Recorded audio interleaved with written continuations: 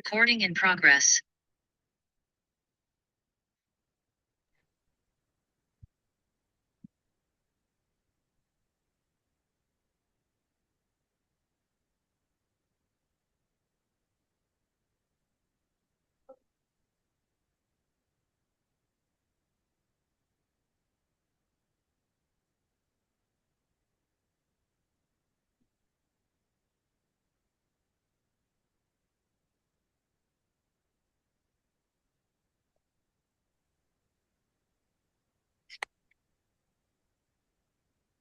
Udah masuk semua ya? Apa? Iya bintangnya. Udah semua belum? Udah, Udah masuk. udah. Loh, muka gue mana ya? Iya, kan muka gue nggak ada sih. Ada. Di sininya ada semua. Oh, Oh, udah di record ini ya? Udah kan, Mbak? Udah dari kan? Udah. Kalau gue suruh geser gini ya? Ya. Ya, oke. Gabin, mulai. Enggak, gue bagus nggak sih?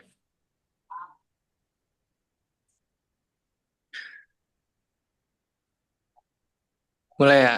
Ya. Assalamualaikum warahmatullahi wabarakatuh.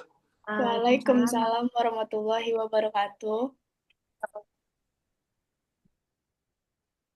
Perkenalkan diri, nama saya Muhammad Yusuf Bintang.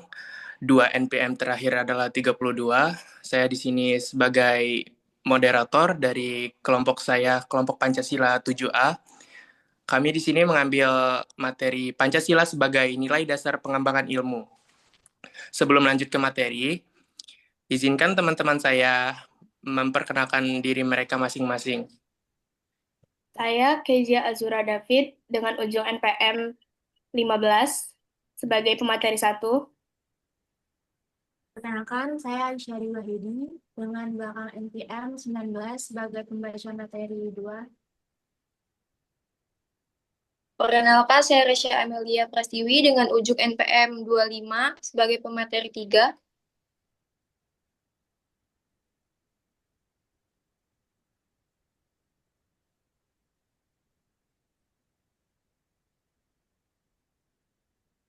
Siapa?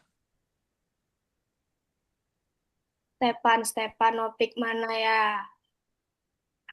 Perkenalkan, nama saya Stefan Vekoimar dengan ujung MPM 52 sebagai pemateri 4. Perkenalkan, saya Zian Kaura dengan ujung NPM 50 sebagai pemateri 5. Udah. Udah. Perkenalkan, nama saya Andika Ferdian Pramunanto dengan ujung NPM 21. Uh, lanjut ke materi yang akan disampaikan oleh pemateri pertama, yaitu Kezia. Jadi pada pembahasan pertama ini kita akan membahas mengenai pengertian ilmu terlebih dahulu. Jadi kan pengertian ilmu itu kan dapat dilihat dari berbagai sudut pandang. Nah, sudut pandang yang pertama itu kita akan membahas dari segi bahasa Arab, yang dimana kata ilmu itu kan berasal dari akar kata alima, yalamu ilman, dengan wazan fa'ala yaf'ilu. Nah, yang berarti itu adalah mengerti, memahami, dan juga mengetahui dengan benar. Lalu kata ilmu ini juga dikaitkan dengan cahaya atau nur, karena katanya dapat diyakini dapat menerangi akal ataupun hati manusia dari kebodohan. Lalu yang kedua itu adalah pengertian ilmu menurut Kamus Besar Bahasa Indonesia atau KBBI. Nah, jadi dalam KBBI ini, ilmu itu kan adalah pengetahuan di bidang tertentu yang disusun secara sistematis dengan menggunakan metode tertentu. Nah, dari konteks ini, ilmu itu kan dipandang sebagai hasil kerja yang rasional, karena dianya dilakukan secara sadar, terus juga terencana, dan juga bertujuan. Lalu bertujuannya ini adalah untuk memahami alam semesta serta kehidupan. Nah, yang ketiga, pengertian ilmu dari segi etimologi. Jadi, pengertian ilmu dari segi etimologi ini kan memiliki dua makna. Makna yang pertama itu adalah makna denotatif. Nah, makna denotatif itu yang artinya ilmu adalah pengetahuan yang teratur, terus juga bersifat teoritis, lalu juga tersusun secara sistematis. Nah, pada makna yang kedua adalah makna konotatif. Nah, pada makna konotatif ini, itu tuh berhubungan dengan aktivitas manusia yang disengaja. bersifat kognitif, lalu juga berpandangan secara rasional. Nah, pada materi kedua, kita akan membahas mengenai pengertian Pancasila sebagai dasar nilai pengembangan ilmu. Jadi, apa sih pengertiannya ini? Jadi, pengertian Pancasila sebagai nilai dasar pengembangan ilmu itu berarti bahwa segala bentuk pemahaman, kegiatan berpikir ilmiah, serta hasil penelitian itu akan bertujuan untuk kebaikan umat manusia itu sendiri, yang harus didasarkan pada nilai-nilai yang terkandung dalam Pancasila. Lalu, ilmu pengetahuan dan teknologi atau IPTEK yang dikembangkan di Indonesia itu tidak boleh bertentangan dengan adanya nilai-nilai Pancasila. Nah, yang artinya seluruh kegiatan ilmiah itu harus selaras dengan prinsip-prinsip dasar nilai-nilai Pancasila. Terus juga ilmu yang dikembangkan itu tidak boleh membawa dampak negatif baik bagi masyarakat maupun bagi lingkungan. Nah, jadi setiap pengembangan IPTEK di Indonesia itu kan harus disertakan nilai-nilai Pancasila sebagian dari proses pengembangannya itu sendiri. Yang artinya itu ketika suatu ilmu itu dikembangkan bukan hanya pada awal prosesnya saja, tetapi pada tengah ataupun pada akhir proses tersebut. Jadi nilai-nilai Pancasila itu kan berfungsi sebagai pedoman bagi pengembangan IPTEK di Indonesia, yang artinya itu ada norma ataupun aturan yang harus disepakati oleh para ilmuwan sebelum melakukan kegiatan ilmiah. Pengembangan IPTEK juga harus bermula dari budaya dan ideologi bangsa Indonesia itu sendiri. Artinya, setiap bentuk pengembangan ilmu itu kan harus berakar dari budaya ataupun kepribadian serta juga pandangan hidup. Lalu yang selanjutnya ada pentingnya Pancasila sebagai nilai dasar pengembangan ilmu. Mengapa sih Pancasila itu penting sebagai nilai dasar pengembangan ilmu? Nah, ada beberapa alasan. Yang pertama itu, pluralitas nilai yang berkembang dalam kehidupan bangsa Indonesia saat ini, yang dimana seiring dengan kemajuan IPTEK itu dapat menimbulkan perubahan dalam cara pandang manusia terhadap kehidupan. Nah, Pancasila dalam hal ini nih berfungsi sebagai pedoman moral dan arah berpikir yang membantu bangsa untuk tetap teguh memegang jati diri bangsa. Kemudian, yang kedua itu ada dampak negatif yang ditimbulkan dari kemajuan IPTEK terhadap lingkungan yang dapat membahayakan eksistensi hidup manusia di masa yang akan datang. Nah, oleh karena itu, diperlukan tuntutan moral bagi para ilmuwan dalam pengembangan IPTEK di Indonesia, agar ilmu itu tuh nggak cuma sebagai alat eksploitasi alam, melainkan tuh untuk menjaga keberlanjutan hidup. Kemudian, yang ketiga itu ada pengembangan IPTEK yang didominasi oleh negara-negara barat dengan politik global. Nah, ini nih dapat mengancam nilai-nilai khas seperti spiritualitas, gotong royong, solidaritas, musyawarah, dan citra rasa keadilan. Nah, oleh karena itu diperlukan orientasi yang jelas untuk menyaring dan menangkal pengaruh nilai-nilai global yang tidak sesuai dengan kepribadian bangsa Indonesia. Selanjutnya ada implementasi Pancasila dalam dunia ilmu pengetahuan. Yang pertama, pendidikan dan kurikulum berbasis nilai. Pendidikan merupakan sarana utama dalam membentuk manusia yang berilmu dan berkarakter. Oleh karena itu, kurikulum pendidikan juga harus dirancang agar mampu menyeimbangkan antara penguasaan ilmu pengetahuan dan pembentukan nilai-nilai kemanusiaan. Selanjutnya yang kedua ada etika riset dan publikasi ilmiah berdasarkan nilai. Etika riset dan publikasi ilmiah harus berlandaskan nilai kejujuran, tanggung jawab, keadilan, serta penghormatan terhadap martabat manusia dan lingkungan. Setiap penelitian juga harus menjunjung tinggi integritas ilmiah, yaitu melakukan penelitian dengan jujur, tanpa memanipulasi data, serta melaporkan hasil sesuai apa yang dikerjakan. Ketiga, ada inovasi teknologi untuk mewujudkan keadilan sosial. Inovasi teknologi yang sejalan dengan sila kelima harus diarahkan untuk mengatasi persoalan sosial seperti kemiskinan dan ketimpangan akses. Dengan berlandaskan nilai-nilai Pancasila, ilmu pengetahuan dan teknologi menjadi sarana pemberdayaan, bukan sebagai penindasan ataupun eksploitasi. Dan yang terakhir ada kebijakan publik berbasis ilmu, pengetahuan, dan nilai. Dalam konsep penyusunan kebijakan publik, pemerintah perlu menjadikan hasil penelitian ilmiah sebagai dasar keputusan, namun tetap berlandaskan nilai-nilai Pancasila. Dengan menggabungkan nilai-nilai Pancasila dan ilmu pengetahuan akan menghasilkan kebijakan yang lebih komprehensif, manusiawi, dan berkelanjutan. Kemudian yang selanjutnya itu ada tantangan Pancasila sebagai dasar pengembangan iptek.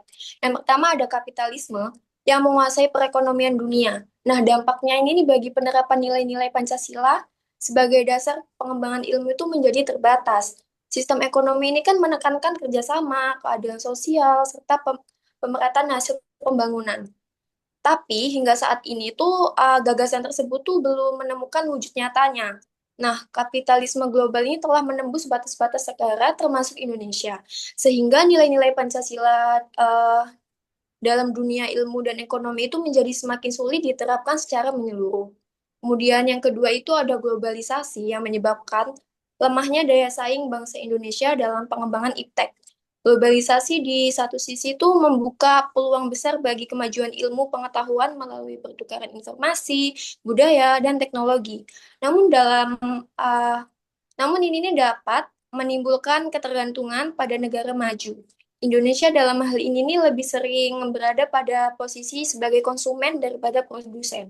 Ilmu pengetahuan yang di mana Indonesia masih tertinggal dibandingkan dari negara-negara lain.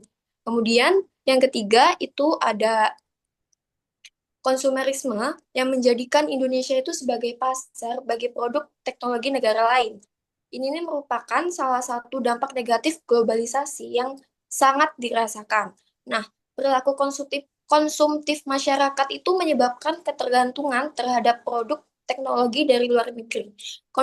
Kondisi ini nih nunjukin loh bahwa Pancasila sebagai dasar pengembangan ilmu pengetahuan dan teknologi itu masih berada pada tataran wacana, belum sampai pada tingkat kebijakan dan implementasi nyatanya dalam kehidupan bernegara.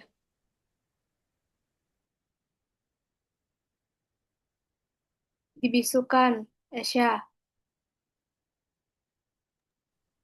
Kemudian di sini saya menjelaskan sifat-sifat Pancasila sebagai dasar pengembangan ilmu. Pada sila pertama, Pancasila memiliki sifat religius, yang dimana ilmu pengetahuan ini tidak boleh terlepas dari nilai ketuhanan yang Maha Esa. Ini berarti bahwa proses dan tujuan dari pengembangan ilmu harus tetap menghormati nilai-nilai keagamaan.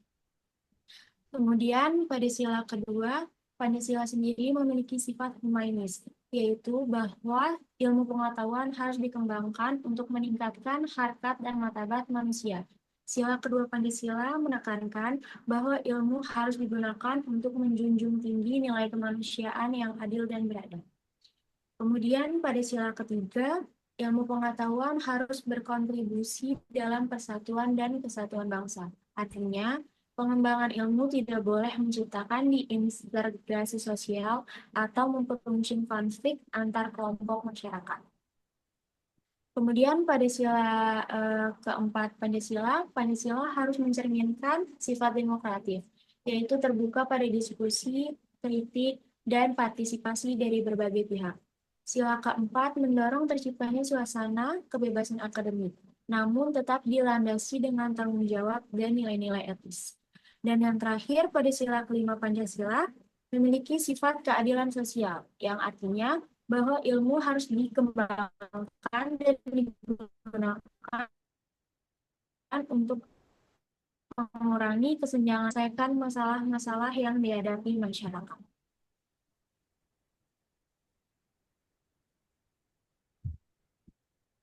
Selanjutnya, penerapan nilai ketuhanan dalam pengembangan ilmu pengetahuan. Dalam konteks filsafat, Pancasila itu diposisikan dalam 3 ranah penting, yaitu ontologi, epistemologi, dan aksiologi. Sila ketuhanan yang Maha Esa memiliki implikasi mendalam, khususnya pada ranah ontologi dan aksiologi. Secara ontologis, nilai ini menempatkan realitas Tuhan sebagai landasan moral. Artinya, ilmu itu tidak boleh dikembangkan dalam kekosongan nilai. Sementara itu, secara aksiologi, nilai ketuhanan menentukan tujuan ilmu harus laras dengan kebaikan, molaritas manusia, dan pemeliharaan ciptaan.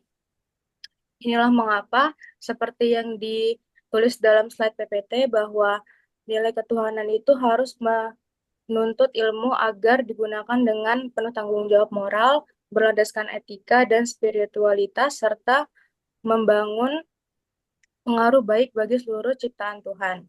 Lalu, bagaimana nilai-nilai luhur tersebut diimplementasikan pada pengembangan ilmu?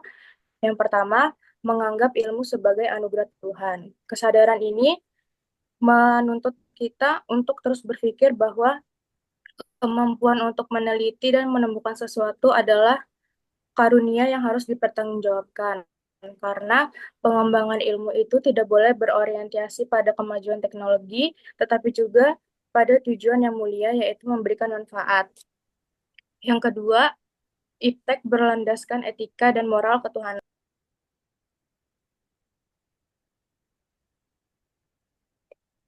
Nanti aja. Coba. Mana dianya?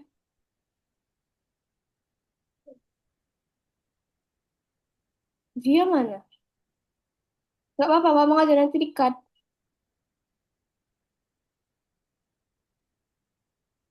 Lah, Keluar, Dia mana anjing? keluar. Di kamar. terputus kayaknya. Ya udahlah, gue lanjutin ya. Lah,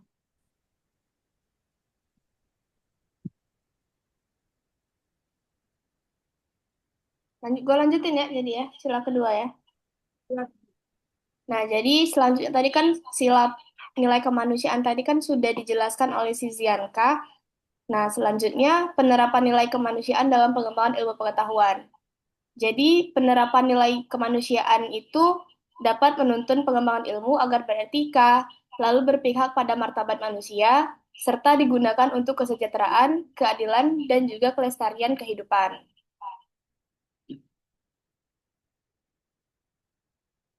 Nah, terus penerapan nilai persatuan dalam pengembangan ilmu pengetahuan dalam nilai persatuan. Jadi pada nilai persatuan ini, Pancasila itu kan menuntun bangsa Indonesia untuk menjaga keutuhan, menghargai perbedaan, lalu dapat menempatkan kepentingan bersama di atas kepentingan pribadi. Terus juga persatuan itu kan dapat menjadi dasar terciptanya keharmonisan, stabilitas, dan juga semangat gotong royong demi terwujudnya bangsa yang damai, adil, dan juga berkeadaban.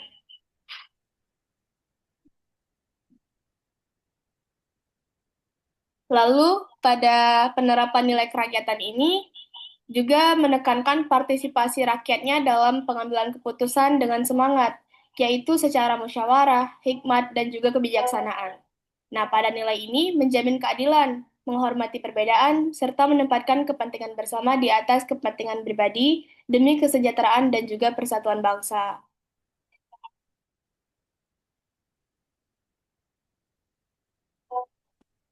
Stepanopik.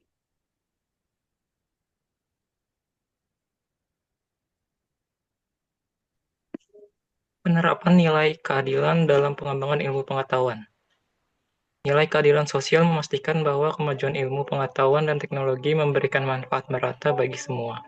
Iptek harus digunakan untuk menjaga keseimbangan hidup manusia dan lingkungan, memperkecil kesenjangan, serta menjamin pemerataan akses pendidikan dan teknologi. Dengan berpegang pada nilai keadilan, Iptek menjadi sarana untuk membentuk manusia yang bijak, berakhlak, dan berpihak pada kesejahteraan bersama.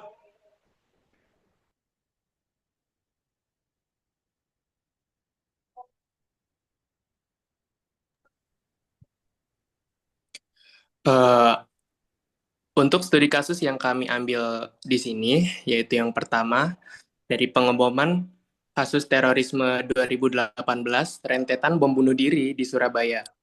Pengeboman yang terjadi di Surabaya dan Sidoarjo, Jawa Timur pada 13 sampai 14 Mei 2018, 3 tempat diantaranya tempat ibadah di Gereja Santa Maria Tak Bercelah, GKI Diponegoro, dan Gereja Pantai Kosta Pusat Surabaya atau GPPS.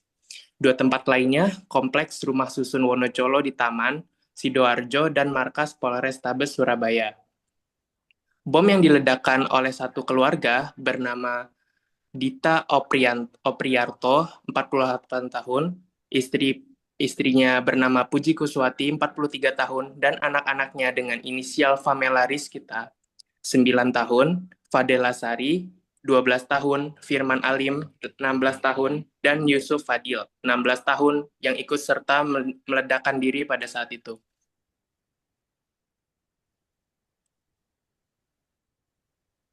Analisis dari studi kasus pertama ini adalah yang kami ambil radikalisme dengan membawa nama agama, tidak adanya rasa toleransi dengan antar umat beragama, fanatisme yang mengarah pada anarki. Kemudian penyimpangan sila kedua tidak menunjukkan sisi dan nilai kemanusiaan yang beradab, kejahatan manusia yang menimbulkan rasa dan teror bagi masyarakat. Dan sila ketiga, tidak mengedepankan rasa kebangsaan dan lunturnya rasa nasionalisme, persatuan serta kesatuan sebagai warga negara Indonesia. Solusi yang kami simpulkan dari studi kasus pertama, yaitu yang pertama dengan melakukan pendekatan multidimensi atau deradikalisasi, yang kedua penguatan hukum dan keamanan, yang ketiga edukasi anti fanatisme, dan yang terakhir adalah pendidikan nilai kemanusiaan.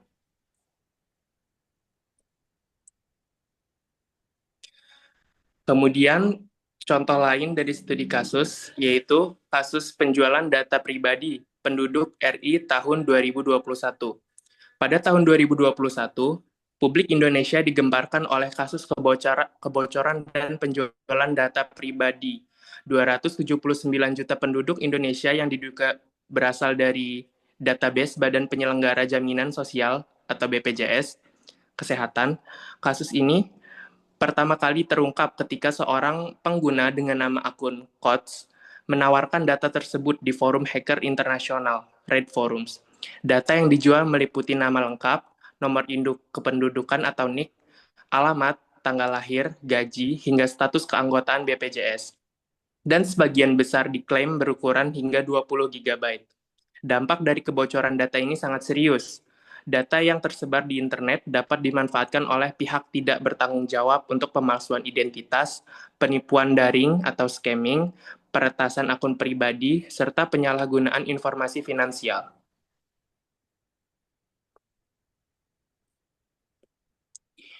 Analisis studi kasus pada kasus kedua ini adalah yaitu sila pertama dan sila kedua Pancasila, melanggar perlindungan data pribadi sebagai bentuk manifestasi yang diresmikan sebagai hak dasar manusia dan penyalahgunaan data pribadi orang lain demi keuntungan pribadi.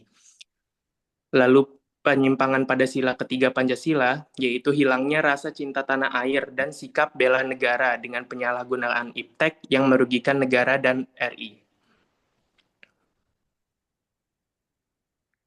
Solusi yang kami simpulkan dari studi kasus 2 ini adalah yang pertama, implementasi etika keilmuan atau TIK. Yang kedua, ada pembangunan kapabilitas keamanan cyber nasional. Lalu yang ketiga, ada pendidikan dan kesadaran digital. Yang terakhir, ada mewujudkan keadilan dan akuntabilitas, yaitu sila kelima.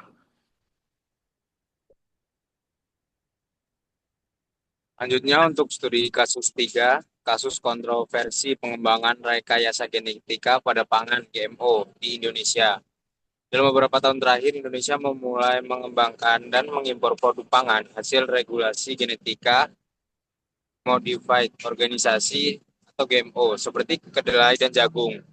Langkah ini dianggap penting untuk ketahanan dengan nasional dan mengurangi ketergantungan impor. Namun berbagai kalangan, terutama akademisi, aktivis lingkungan, serta tokoh agama dan budaya mempertanyakan etika dan dampak jangka panjang dari pengembangan GMO di Indonesia. Masalah utamanya adalah pertentangan antara kemajuan ilmu dan nilai-nilai kemanusiaan, serta keadilan sosial, minimnya literasi masyarakat tentang dampak dan manfaat GMO.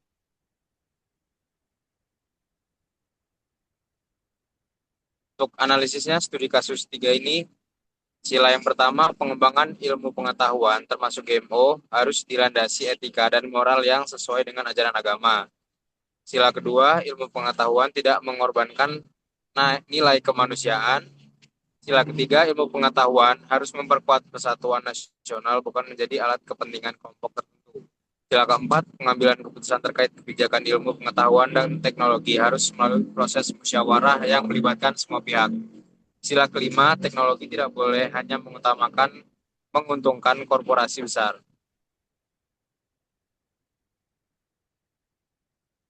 Solusi yang kami simpulkan, yang pertama, penerapan etika Pancasila dalam riset dan inovasi. Yang kedua, pendidikan dan literasi sains untuk publik. Yang ketiga, kebijakan berbasis keadilan sosial. Yang keempat, penguatan kedaulatan ilmu pengetahuan. Yang kelima, audit teknologi dan dampak sosial.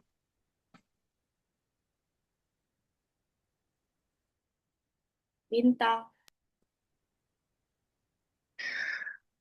Saya rasa sekian dari presentasi kelompok kami. Saya mewakili teman-teman saya apabila ada salah-salah kata. Saya mohon maaf. Dan untuk waktunya, terima kasih. Wassalamualaikum warahmatullahi wabarakatuh. Waalaikumsalam. Sudah.